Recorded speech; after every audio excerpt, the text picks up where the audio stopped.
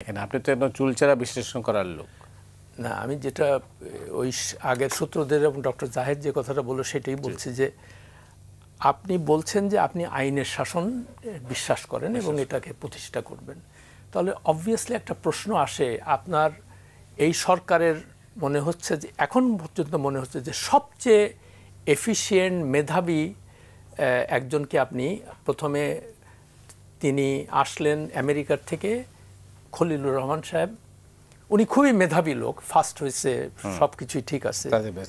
তো আমার মনে আছে উনি 2001 সালে তৎকালীন তত্ত্বাবধায়ক সরকার লতিফুর রহমান সাহেবের প্রাইভেট সেক্রেটারি হয়েছে, উনি আমেরিকার থেকে ওনাকে নিয়ে আসছিল এবং সে অনেক দিন সরকারি চাকরিতে ছিল না আর কি, কেমন ইউএন জব করতে আর কি না, প্রথমে আমাদের এমবেসিতে ছিল ওখানে নিউ ইয়র্কে, তারপরে ওখান থেকে চলে গেল, তারপরে সেখান থেকে এনে সে ছিল অ্যাকচুয়ালি সিনিয়র অ্যাসিস্ট্যান্ট সেক্রেটারি লেভেলের, মানে বাংলাদেশের পর্যায়ে।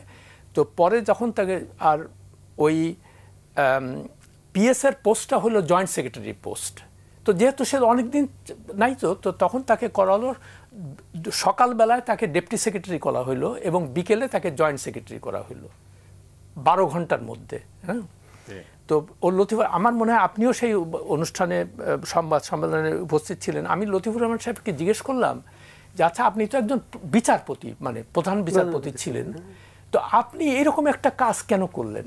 আপনি কি সারা বাংলাদেশে আর কোনো লোক পান নাই আপনার পিএস বানানোর? আপনি আমেরিকার থেকে একজনকে আনতে হইলো, আর এইভাবে আপনি সকালবেলায় একটা প্রমোশন, বিকেল কেন দিলেন এটা? তখন উনি বললেন, এটা সবার প্রেস কনফারেন্সে, ওপেন প্রেস কনফারেন্স, তো উনি বললেন যে সে খুব মেধাবী, সে ফার্স্ট হয়েছিল।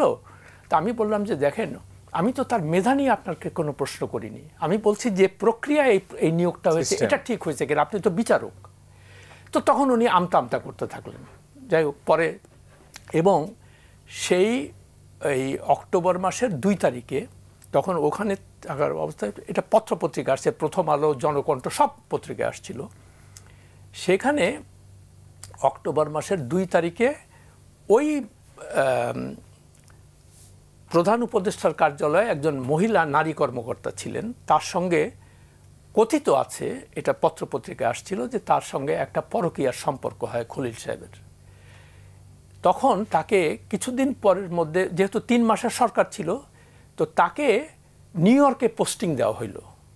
এই খলিল সাহেবই সেটার মানে উদ্যোগী হয়ে এটা করলেন, ভালো কথা।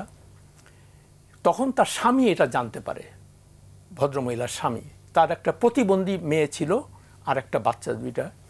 তো স্বামী অবভিয়াসলি বলছে যে তুমি তো এইভাবে হঠাৎ করে সবাইকে ফেলে তুমি নিউ ইয়র্কে চলে যাবে, এটা কেমন কথা, আমাদের তো সব কিছু।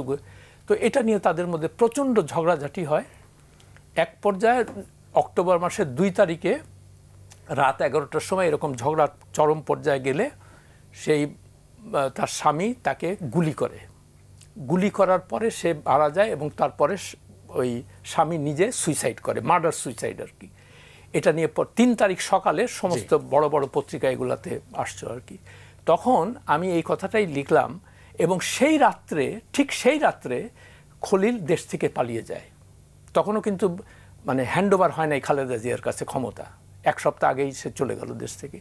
তো এরকম একটা ঘটনার পরে যখন আমি দেখলাম যে তাকে এরকম নিয়োগ দেওয়া হয়েছে হাই রিপ্রেজেন্টেটিভ, তখন আমি জিনিসটা লিখে আমি বললাম যে ডক্টর ইউনূস, আপনি তো আইনের শাসনে বিশ্বাস করেন, এরকম একটা তার বিরুদ্ধে এরকম একটা অভিযোগ আছে তার সম্পর্কে, আপনি অনুগ্রহ করে জিনিসটাকে হয়তো আপনি জানতেন না তার এটা, তো আপনি এটা ইনভেস্টিগেশন করার ব্যবস্থা করেন অ্যাটলিস্ট, তাহলে তো তারপরে যদি তার কোনো সম্পৃক্ততা না থাকে তাহলে সে এসে যাবে, আমাদের তো কোনো কিছু।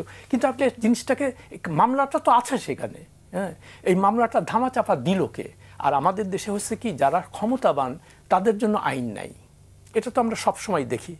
তো আপনি যদি সাধারণ মানুষকে বুঝাতে চান যে আমি এমন একটা লোক ক্ষমতায় আসছি যে সাধারণ মানুষরা সবার জন্য আইন সমান, আইন কারোর জন্য আলাদা না, তো এই জিনিসটা আমি একদম পুঙ্খানুপুঙ্খভাবে এই জিনিসগুলো লিখলাম যে স্যার আপনি এই জিনিসগুলো করেন ইমিডিয়েটলি, মানুষের মনে আস্থা জাগান যে না এই দেশে আইনের শাসন আছে।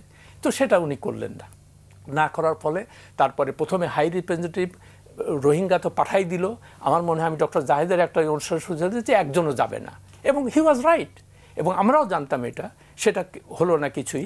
তারপরে এখন তারপর ওটা না হাই ইয়ে করো কি ন্যাশনাল সিকিউরিটি অ্যাডভাইজার বানাও, মানে কি কোথায় না এবং ডিফেন্স মিনিস্ট্রিতে চিফ অ্যাডভাইজারের হেল্পিং হ্যান্ড হিসাবে উনি, হ্যাঁ ওটাতেও মানে প্রভাব আছে। এই জিনিসগুলো যাই হোক, তারপরে হয়তো আরো কথা বলবো আর কি যদি সময় থাকে। অনেক ধন্যবাদ।